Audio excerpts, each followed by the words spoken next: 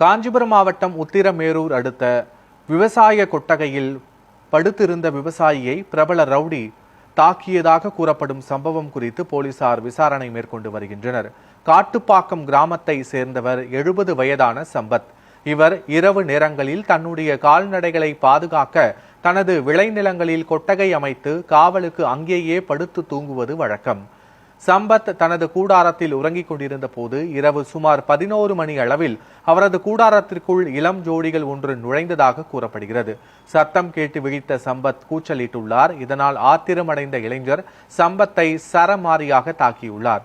அருகில் இருந்த சம்பத் தப்பி உறவினர்களிடம் தகவலை தெரிவித்துள்ளார்.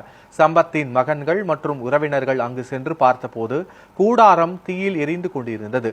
உடனடியாக அதை அணைத்து காவல் நிலையத்தில் புகார் அளித்தார். விசாரணையில் சம்பத்தை தாக்கியது பிரகாஷ் என்கிற ரவுடி என்றும் அவரை தேடி வருவதாகவும் போலீசார் தெரிவித்துள்ளனர்.